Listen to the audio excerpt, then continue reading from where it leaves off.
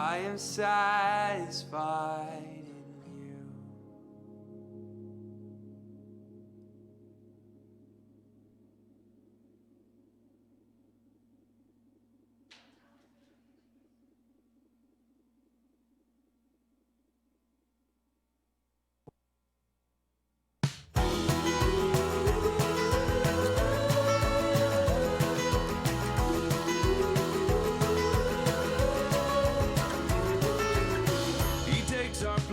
Stands in front of God on high.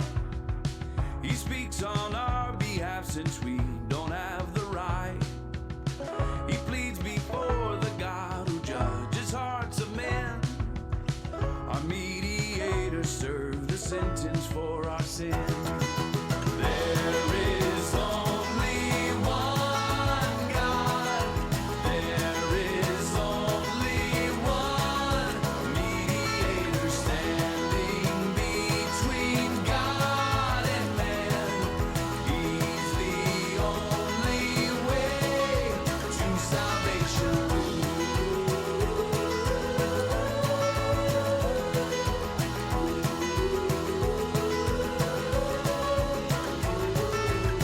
He found the captives, broke the bondage of our chains. We have redemption through the price that he has paid. He gave his life to purchase freedom from the fall.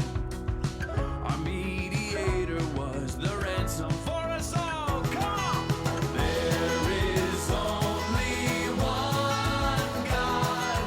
There is only one mediator standing between God and man. He's the only way to salvation. The man Jesus Christ, who gave us his life. The man Jesus Christ, our last sacrifice. The eternal Son, Messiah has come. The true Son of Man, the atonement Lamb. There is only one God. There is only one mediator standing between God and man. He's the only way, the only way. There is only one God. There is only one mediator standing between God and man. He's the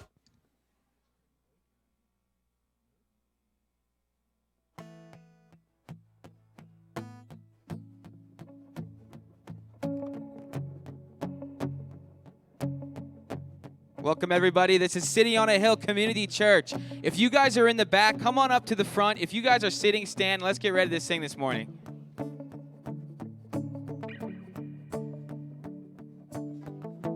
Letting go of every single dream, I lay each one down at your feet. Every moment of my wandering, it never changes what you see. I've tried to win this war, I confess. My hands are weary, I need your rest. Mighty warrior, king of the fight. No matter what I face, you're by my side. When you don't move the mountains, I'm needing you to move. When you don't part the waters, I wish I could walk through. When you don't give the answers as I cry out to you, I will trust, I will trust, I will trust in you.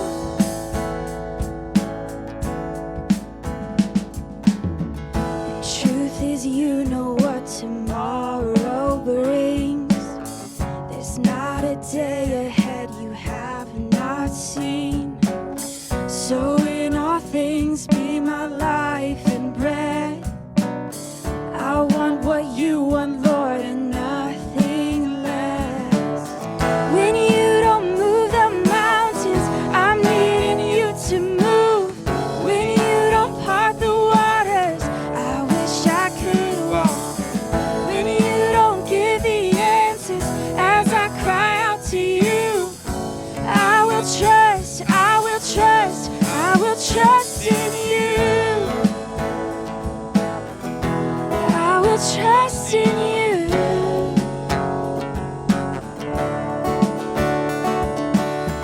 You are my strength and comfort. You are my steady hand. You are my firm foundation, the rock on which I stand. Your ways are always higher. Your plans are always good. There's not a place where I'll go you've not already stood. When you don't move the mountains, I'm needing you to move. When you don't part the waters, I wish I could walk. When you don't give the answers as I cry out to you, I will trust, I will trust, I will trust in you. I will trust in you. I will trust in you. I will trust in you. I will trust in you.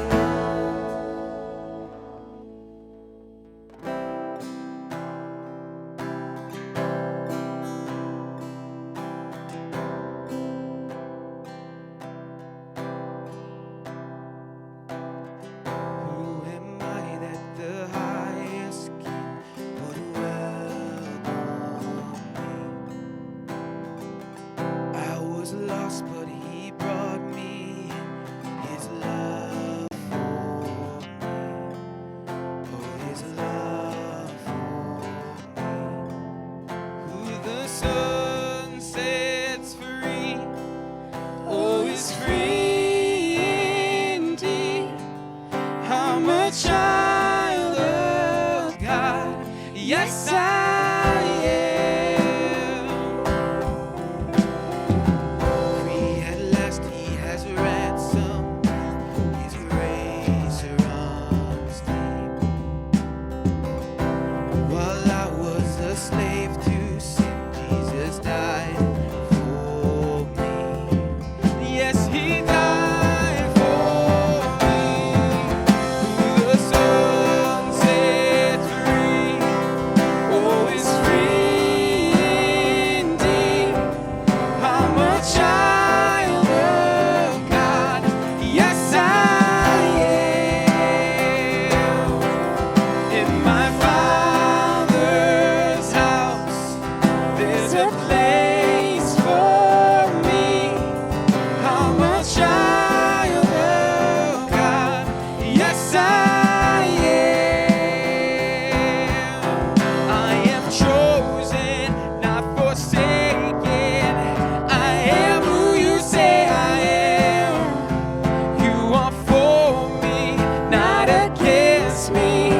I am who you say I am. Sing it out.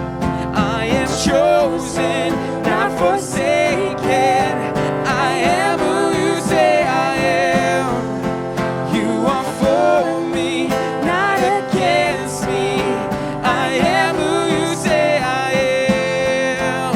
Who the Son sets free, oh, is free indeed. I'm a child of God. Yes, I am.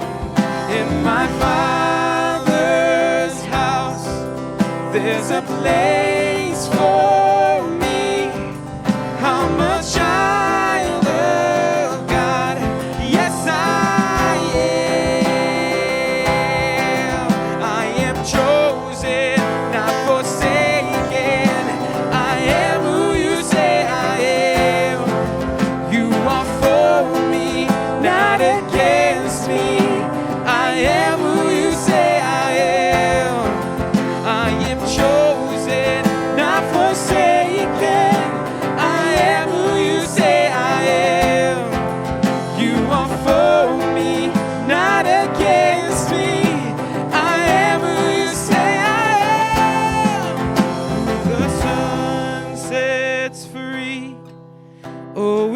free indeed. I'm a child of God. Yes, I am. Let's remain standing. We have a quick announcement about Russell this morning. So this good news is that he had his surgery on Thursday, and he is doing well. He's still going to be in the hospital for a while, and so are the Valentines, and we need to keep praying for them.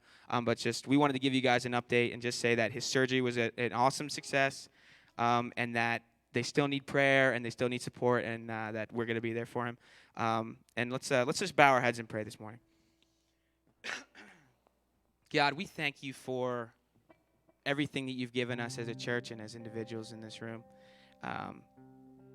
We come to you this morning seeking after you, or hopefully seeking after you. If we're not, it's just great that we're here with other people that can help us to get closer to you, God. And I just thank you for this opportunity as a church that we have to reach the community. I thank you for our pastors, especially Shane, and he's going to need as much prayer as he can get this upcoming month, God. I thank you for Pastor Josh, who's about to preach an amazing message this morning. Be with him this morning. Just funnel your spirit through him. Allow us to just feel your word and get your message that we all desperately need this week. I just want to thank you for everything that is going on in this world that is good. Sometimes we don't see that, especially in this day and age. But thank you for that. Thank you for the blessings that you've poured upon us. And just be with this congregation. Be with us as a church. And just keep everybody safe today as they go home. We love you and we praise you. Amen. And so right now, if the ushers want to come forward, and we can give our morning tithes and offering. Don't feel obligated to give. If you want to give, that's amazing. But otherwise, you don't feel pressured to give. All right, you guys can be seated.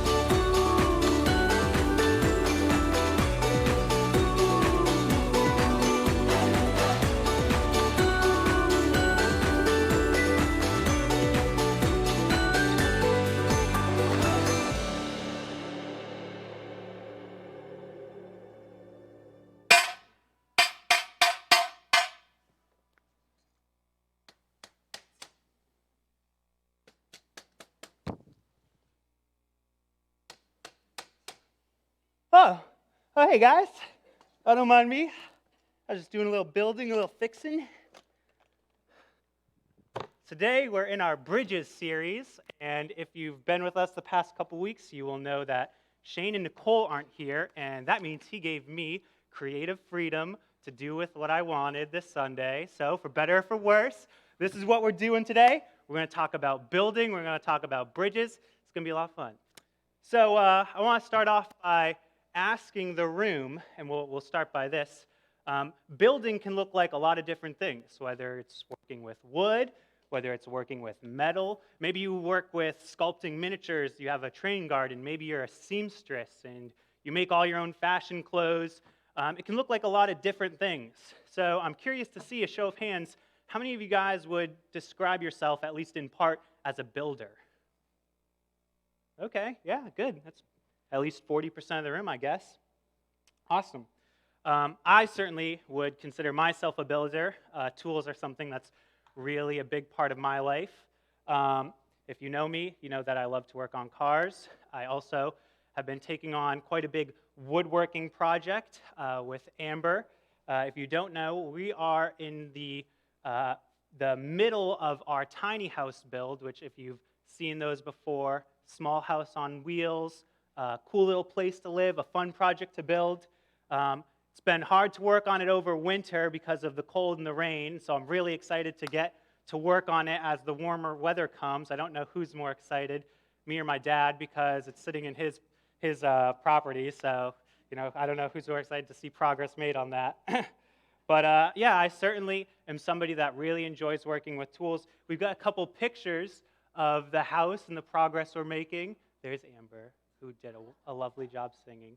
And that's kind of what it looks like right now. And so building is very fun. It's a creative outlet, and it's the most important thing for me, too, is like you learn so much. There are many things I have learned while doing this project. The first thing that I did wrong was I used a 3D model to follow my framework. And as I looked at one of my walls, I built it all out perfectly. Every stud was cut just right. Each nail went in. It was wonderful. I raised that wall up, and then I realized I was looking at the reverse side of that 3D image, and I just built my entire wall backwards. And thankfully, because I'm so smart that I used indestructible nails that will not come out, and your walls will never come apart, that whole wall had to be scrapped, and I luckily was able to resalvage some of the wood and cut it down, but had to start over. Many learning experiences there, so it's been a big, fun project, and it's just been something really cool to get your hands on and to build. So, building, bridges, Battlestar Galactica, as an office quote, I don't know. We need a few things in order to build a bridge, and some of those few things we're going to put up here on this slide. So, how to build a bridge? What are we going to do? What do we need? Well, first, we need tools. So you need tools to build a bridge, or anything. Let's just say anything. You need tools. So what do we got here? Well, not so important. See the glasses, meh. But you need tape measure. Got to have a tape measure. Got to know how to read a tape measure. That's always confusing. I get that wrong a lot. This just come out? It did, didn't it? Take these off. What else we got? We got something to mark your wood with, writing utensils, a speed square, also a little confusing at first, but once you get it, it's a lifesaver. Great. Need that. We got the hammer, nails, of course, tools, and lastly, what else we got? Oh, does anybody know what this is? This is really useful. Chalk line, yes, great. So, firstly, we need tools. What else do we need? Materials. Yeah, so you can't build anything if you don't have anything to build it with. So, whatever that looks like. Bridges, we're using wood, maybe steel. Hopefully steel in this day and age. You don't want to be driving over wood. What else do we need for building stuff? Actually, okay, great, yes. Yeah, to build a bridge. Okay, yeah, something to bridge. So it wouldn't really make much sense to build a bridge right here because that just doesn't make any sense. So you need some sort of, valley or something to get across that you need to build a bridge on. So need that. Before we go to the next one, nah, I'm not going to do that. All right, yeah, go for the next one. I was going to say, hey, anybody have any ideas? But let's just keep going. Reason. Yeah, you need a reason to build a bridge. So not only do you need like a little river or a lake or something to build a bridge over, but if you kind of build that in the middle of the woods where nobody is, it's kind of, nobody needs to get there. So you need a reason. You need a reason to get from point A to point B. So you need a reason to build a bridge. And then lastly, knowledge. You need to know how to build a bridge. You can go out and try it, but if you don't do it right and it collapses, you're looking at a lawsuit. Especially in this day and age, it's 2020, we don't want any lawsuits. So you need the knowledge on how to build a bridge. I'm sure there's other things that you need. Maybe this is an incomplete list, but it's working for what we're talking about this morning. So building a bridge is about getting somewhere new. It's about getting to a place that we aren't there yet, of course. And if you're smart, like all of you are, I already know, I'm sure you figured out that we're not spending this entire morning talking about when is it appropriate to use an 1/8 inch by 3 inch ring shank galvanized 21-degree stainless steel screw versus a 2-inch flathead shank nail. There are a lot of different types of nails, there are a lot of different types of screws. We're not talking about that today. Instead, we're using this as a way to slide into the idea of talking about relationships. Yeah, something that we've been talking about the past couple weeks, I'm sure. It was kind of up here, I think, already, but on the main slide. But yeah, so we're talking about relationships, building those bridges. If you were here last week, then you heard Shane talk about those relationships we have, how to fight, how to appropriately go about conflict, something that I'm not super great at. I usually just enjoy completely ignoring it and pretending that there was never any conflict and laughing about it and then not resolving it. So that's the way I do it, so I'm glad I didn't have to preach on that message. But instead I get to talk about building, because this is something I like to do. So where were we? Yes. One of the things that you may know about me is that I work with youth students. And it's a really cool thing that I see happen. And this is kind of like an anecdotal piece of evidence. It's really nothing that I have any type of statistic for. And maybe it's something that you've seen as well.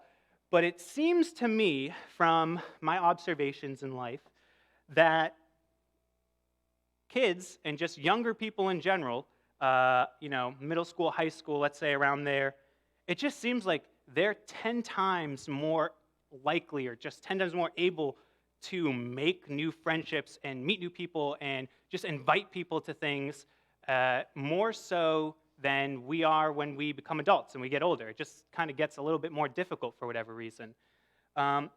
And just curious, not by a show of hands necessarily, but a nod of the head or a shake of the head, would you guys tend to agree that it just seems like kids have an easier time developing new relationships than when you get older?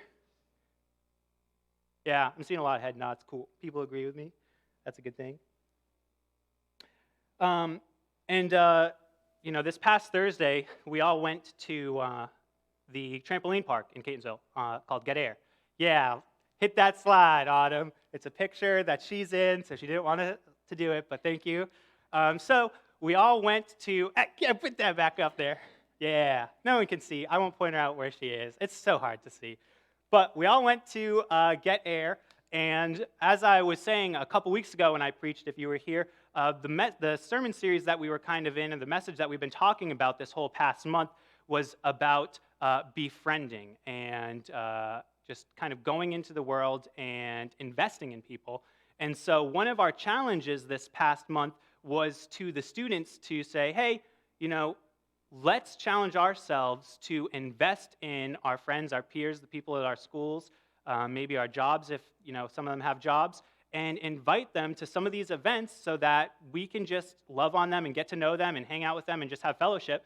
And you can see from this picture, we had a pretty good turnout. We had over 20. There were even a couple that weren't in this picture just because very camera shy. I get it. Bad hair day maybe. You're jumping all around, so it's like messing up your hair. I know how it is.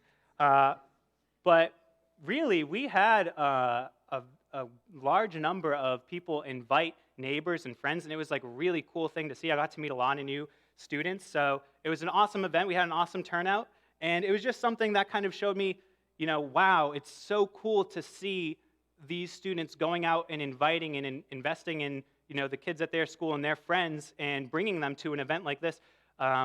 Certainly something like this at a trampoline park is a lot of fun, but at least for me, and I don't know if maybe you've been in the same boat when you were younger, maybe if you grew up in the church, sometimes it was like this conflict where it's like maybe it's your birthday party, and you're like, do I invite my school friends and my church friends? And you're like, I can't do that. That would be way too awkward. And then it's like, it's almost two different worlds, And so it was just really cool to see, like, hey, come over, we're going to have a lot of fun, and we're just all going to hang out, and yeah, we had a really great time. So we look at that, and the second half to that equation would be, how could it be that a lot of these younger people, a lot of these students, a lot of these kids, from what we're saying we agree, seem to have an easier time kind of starting new relationships and branching out and meeting other new kids and new students when, as you are all probably very well aware, that sometimes kids can just be very nasty and cruel to one another. I certainly don't have to, give any type of message on bullying or anything of that. Like, we know that that's something that just goes on in our world today. And, there's a big potential for rejection and for exclusion when you're young and in middle school or high school. And so despite the fact that there can be these cliques, there can be, these groups, or there can be this bullying, they're still somehow more engaged and more involved in bringing new relationships into their lives than maybe as we do as we get older.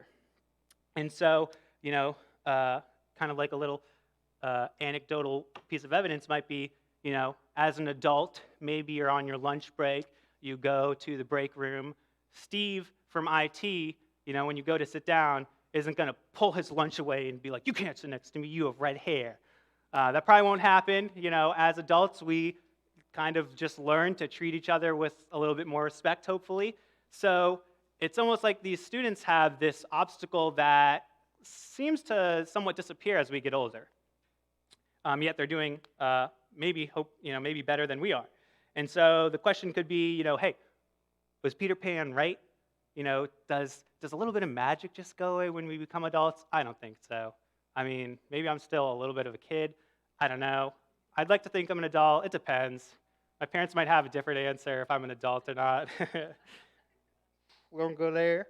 But yeah, hey, I mean, was Peter Pan right? Did we forget? Or maybe as we get older, we have more responsibilities. So, okay, well, now I have rent. Now I have a mortgage. Now I have to make sure I get the kids to soccer practice. You've got to think more about the things that you're doing. You have to focus more on yourself because you have more responsibility. And focusing on others kind of starts to take a back seat. Oh, and don't forget, it's tax season. So we've all got these things going on and piling up. Yeah, I'm sorry. I saw somebody frown. But we have these things piling up, and it just seems like there's more and more that we have to take care of ourselves. And, sometimes that might hinder or might cause us to struggle with our relationships with others.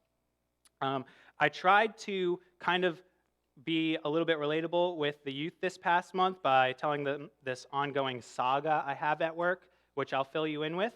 It's pretty stupid, but I thought it was funny. Where I work, I'm inside, outside all day long, and we work right next door to a plumbing company. We both are in these garage bays. Doors are always open. We're moving in, moving out, and we're constantly passing the plumbing guys. I know all of them pretty well, except for one of them.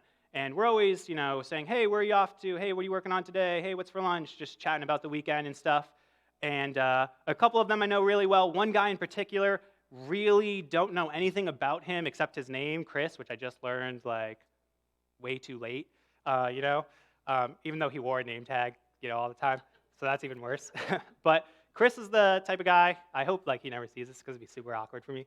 But Chris is the type of guy that, he really just kind of keeps to himself. He's content with doing his work and kind of going his way. And I kind of just allowed that to be the normal. And as we were talking about our series called Be Friends with the youth, I was thinking in my own life, okay, I might not be introduced to a large number of new people every year when the classes change or every semester when you're in new classes. But there still are some people that I encounter on a daily basis that I really have no type of relationship, and I haven't really attempted to engage any type of relationship with. And so thus began the journey of my attempted friendship with Chris. And basically what ended up happening, each week I would report back to the kids. They would all actually remind me and ask me. They'd be like, "Hey, did you ask Chris to be friends yet?" And that's how some of them do it. They will just ask if you want to be friends, which is really cool. I couldn't do that, I don't think. But so they kept on me for a couple weeks, and I was like, all right, you know what? I've got to find an opening. I've got to find some way to just bring them in. And one of these past days, a couple weeks ago, Chris was standing there with a taxidermy raven. And I was like, perfect. What an interesting conversation piece. So I went up to Chris and I was like, hey, you like taxidermy? And he was like, oh, not so much, but my fiance does. Great. Now I know he has a fiance. Didn't know that before. So we're making progress. So I'm like, okay, cool. So your fiance likes taxidermy. That's awesome. And then we were just kind of standing there, and I said, hey, want to be friends? And I just was taking a page out of some of these students' books. I don't know. That's just the direction I went with it. So his response, verbatim, exactly this way, was, eh.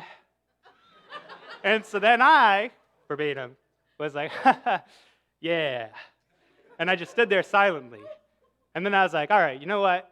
This is an inner monologue. I was like, I'm already in the middle of this. Like, it can't get more awkward. Just keep pushing. I was like, we're already here. Let's do this. So then I said, Chris, did you just say, to me? And he was like, well, yeah, I mean, he's like, you asked if I wanted to be friends with this bird? And I was like, no, not with the bird, with me. And he was like, oh, ha, ha, ha. And then we both started laughing. And then he still didn't say yes, but we both like kind of laughed. So I was like, oh, okay. And then since he didn't say yes specifically, I was just like, oh, man, I'm just messing with you. And then I walked away.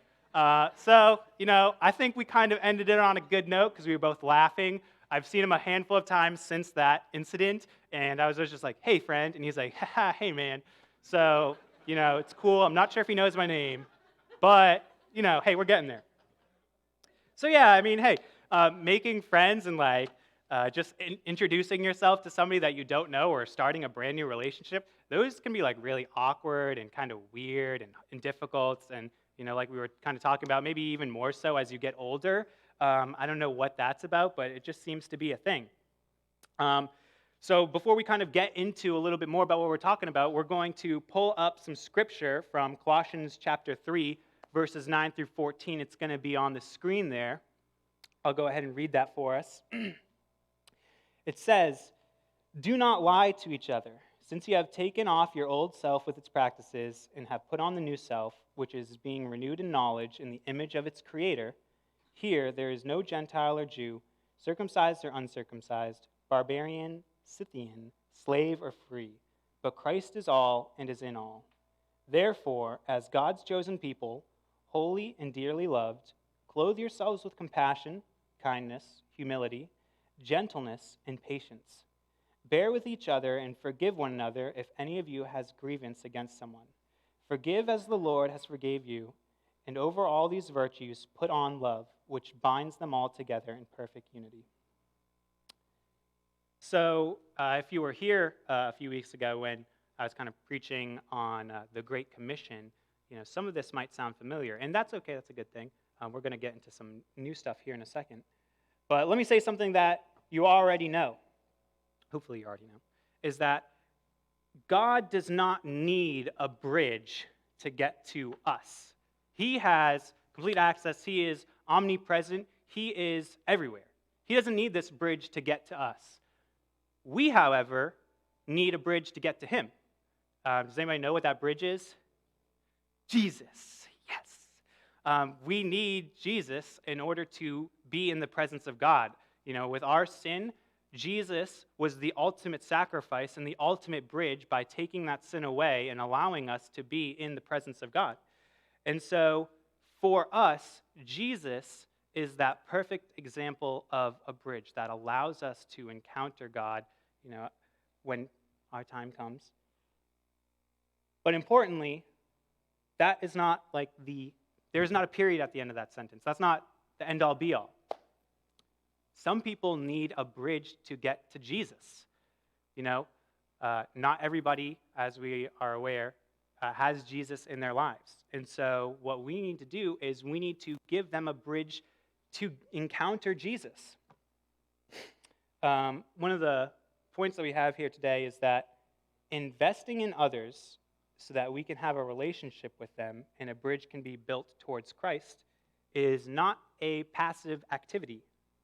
It shouldn't be something that we might do if we feel like it and we have the free time. But then again, we did have a really long day at work and we just want to relax. But instead, building bridges and building relationships, that is an active activity. That is something that requires action. It's not something that we can really do passively. And so, again, kind of looking at that idea of the Great Commission that we spoke on a few weeks ago, we're hearing a lot about the why should we build these bridges. And I think we could probably all agree that the need for bridges is important. It's important to build these so that people can encounter Christ and encounter God. So what we were kind of mentioning here earlier is, how do we build these bridges? For starters, like we said a minute ago with kind of the list we were looking at, is we have tools. And our tools are going to look different for each one of us. Maybe some of us have hammers. Maybe some of us have curriculums for their school. Maybe some of you guys have like a really good smile. I don't. So I'm not going to do it.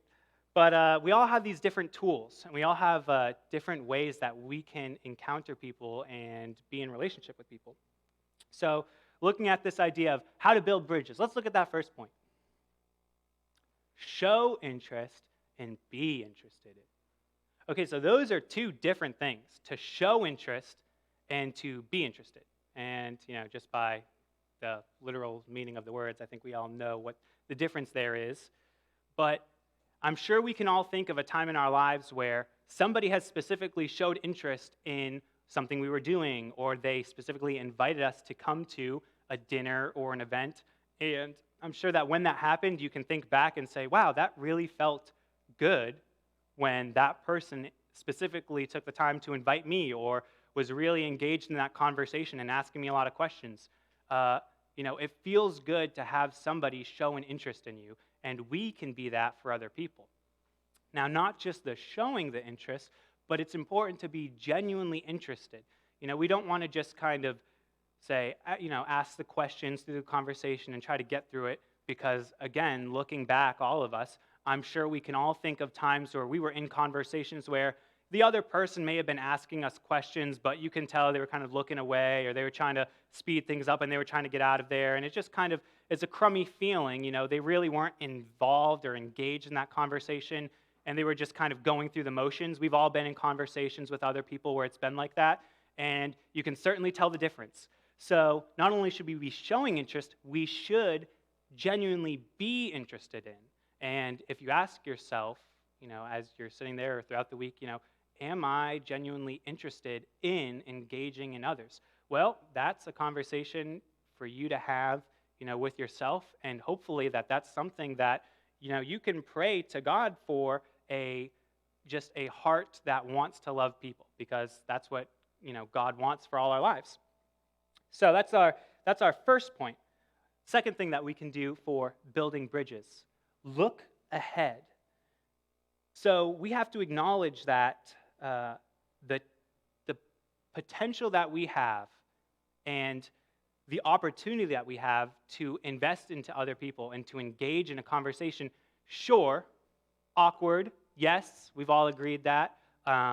Starting a new conversation can be, painful, maybe in a literal sense. If you've ever had a first conversation with me, it's probably been pretty weird. Specifically at this church, and I will not name names. This person isn't here, so I still won't name names. But Shane had a message that was talking about, again, the importance of fellowship. And he gave us a challenge to go and talk to somebody new that you don't really talk to. And I was like, yeah, you know what? I'm going to do this. And so I talked with somebody after church, and they ended up going back to Shane, and they were like, so did you tell Josh to come talk to me? And he was like, no, why? And he was like, oh no, just really awkward and stuff. And I was like, okay, well, you know what? That's okay, because today we are now very good friends. And yeah, it did take a really awkward, weird first conversation. We were both just like, okay, cool. But at this point now, that relationship has grown, and we become, really good friends. And he's a really cool person that I really look up to. And we have to kind of take that piece of advice and that little idea that, yes, maybe a first conversation might be awkward, But the opportunity that we have to bring someone to Christ, or the opportunity that we have to be in fellowship and relationship with somebody, far outweighs that little measly, oh, it might be awkward if I say hi to this person. And so we just have to understand that, hey, there are more important things than you feeling uncomfortable for a few minutes in a conversation, such as people's souls. So look ahead and understand that conversation that, although immediately might be a little nerve-wracking, isn't, the end-all be-all, but rather it's the relationship that you can have, it's the relationship that they can have, and it's something a lot more than that. Our next step on how to build bridges. Ooh, push your comfort zone. Okay, so something kind of similar to what we were just talking about. A verse here from Joshua chapter 1, verse 9 says, "Have I not commanded you? Be strong and courageous. Do not be frightened and do not be dismayed, for the Lord your God is with you wherever you go." So, kind of like what we've been saying, hey, maybe a little bit awkward, maybe we kind of have this comfort zone, but we have to remember as well, we are not alone in this, and we have God by our side, and I can do all things in him who give me strength. One really interesting point that somebody said that has really impacted a lot of my thinking and has motivated me to be more active in doing than what I might personally be comfortable with, because I'm sure you guys have probably seen me a couple of times up here speaking, and hey, maybe it seems all good and I can tell a couple of jokes and I look comfortable, but earlier on, public speaking, conversations, not my thing, not what I really want to do. It's just a terribly awkward thing for me. I've been able to get a little bit better at it, hopefully. I mean, I'm going to say that I have. Just agree and shake your head, please. But one of the pieces of information, or just one of the points that a pastor made to me that was really eye-opening and helped give me that push to go outside of my comfort zone was this. It's really good. He said, God's plan is going to happen with or without you. And we are invited and we have the opportunity to be a part of that plan. He is opening doors in our lives so that we can go out and we can make connection and we can make an impact with the people in our lives. And we have that opportunity, but we also have that responsibility. And if we allow, our own thoughts and our own insecurities to get in that way, and we don't feel like, oh, I just can't do this, and we allow those doors to close, God's plan is not going to fail. God's plan is going to come through whether or not we choose to engage ourselves. And so we have that invitation to be a part of what God's plan is and the doors he's opening for us. And so if we allow a door to close in our lives, that door is going to open in somebody else's life, and they're going to get that invitation to be a part of God's plan. And, thinking big picture like that, like whenever I think big picture, it really helps me understand importance or what the end goal is. And so to hear that pastor tell me that and say, my own insecurities or, the awkwardness I might feel or the unsureness I might feel is nothing in comparison to the big scale picture of the fact that I've been invited to be a part of God's plan. So, that's a really big one that I just thought is something that really has helped to push me. And then finally, our fourth point for how to build a bridge. Don't give up. Oh, that's a good one. I know, because I wrote it. No, just kidding. Sometimes the people that are the hardest to love are the ones that have been hurt the most. And, we all have relationships with people. Maybe we've hurt somebody. People have certainly hurt us. Maybe there's somebody that you've tried to reconcile with or somebody that you've tried to reach out with, and they just seem so difficult to work with. They build up walls, and we all build up walls. We're really good at that. We don't want to be vulnerable to people that we don't know because that just opens up a window to be hurt. And so, whether you're outgoing or not, on the inside, on the outside, we all have some sense of a wall built up to protect ourselves. And that's perfectly normal, and that's perfectly okay, because we shouldn't be just throwing out, our heart to every person that we see, because you have to guard your heart. And so walls are an important thing, and they are something to be respected. But at the same time, we have to understand that, hey, if you go have a conversation with somebody and maybe they aren't reciprocating a whole lot, that doesn't mean to just write it off and call them off and, oh, that person was such a jerk. But instead, we shouldn't let that discourage us. We should be persistent, but also patient. We can't give up on people just because they're difficult to work with, because we are difficult to work with, because we're people. So hopefully some of these points, oh, they're gone. I don't know where they went. Nice. Cool. No, just kidding. Well, hopefully you memorized them all, and you've been taking notes. A little closing remark. We don't have bulletins anymore, I know, yeah. So a little plug. I'm going to go ahead and invite the worship team up. But hey, if you haven't been getting notifications on what's going on with the Valenstein family and with Russell and his surgery, and you want to get those updates and you want to hear how he's doing, as well as all the events we've kind of got going on in the church, because like we were just mentioning, we are going bulletinless. Make sure that you just check in with us and shoot us your email. We don't sell it or anything. We don't make money from it, so you're safe. But it's just a way for us to stay in touch. And it's a great way. It's a great way for us to really be a community, because if we're all in touch and we're all able to, communicate to one another, and we're all aware of what events are going on, and we can all attend those events together, we can grow closer as a family. So I guess I'll just close this out in prayer, and our worship team will lead us in one last song before we go this morning.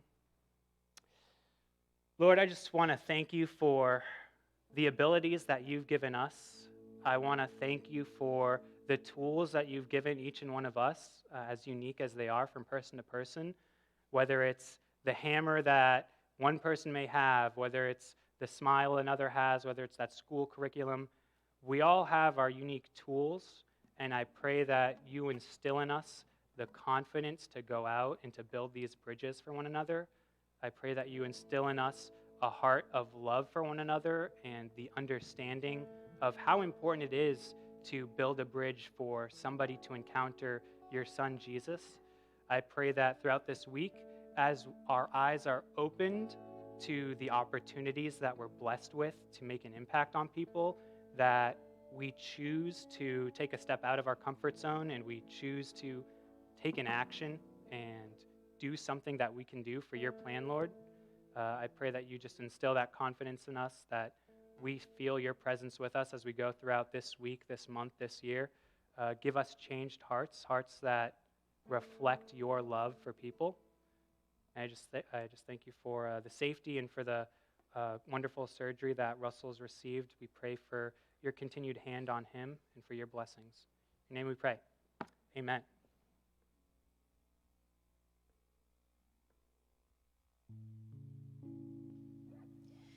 Let the King of my heart be the mountain where I run, the fountain I drink from.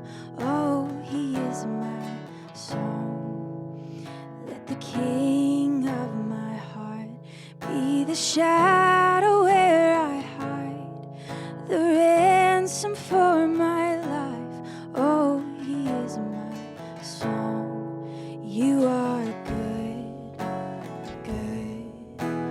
Oh, you are good, you're good. Oh, you are good, you're good. Oh, you are good, you're good. Oh, let the King of my heart be the wind inside my sails, the anchor in the waves. Oh, he is my song. Let the King of my heart be the fire inside my veins, the echo of my days.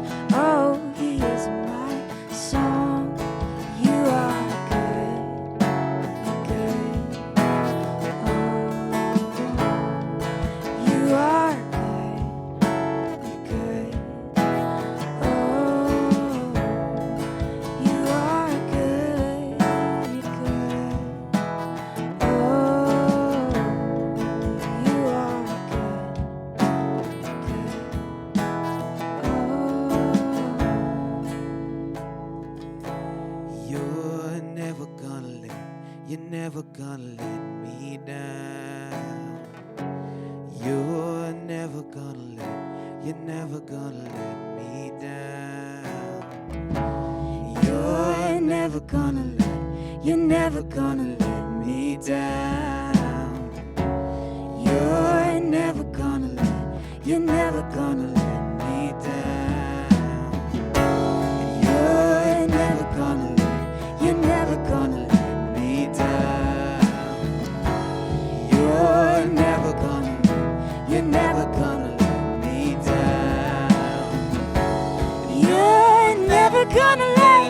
never gonna let me down. 'Cause you are good, you're good. Oh, you are good, you're good. Oh, you are good, you're good. Oh, you are good, you're good.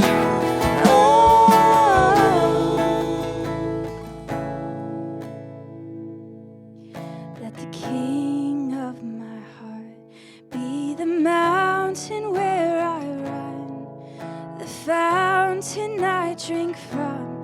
Oh, he is my song. And let the king of my heart be the shadow where I hide, the ransom for my life. Oh, he is my song. Hey, thanks for showing up this morning, guys. I know Shane last week announced that him and Nicole wouldn't be here, so I was like, oh, good, no one's going to show up. But hey, just a quick announcement. Somebody left this jacket here last week that I am wearing right now. So if this is yours, it's pretty comfortable. It's pretty nice. Get this. But as we go throughout this week, I just pray that we're able to be a part of what God's plan is. I just want to reinforce that, I guess. So go this week and have fun, have lunch, get something to eat. Thanks, guys.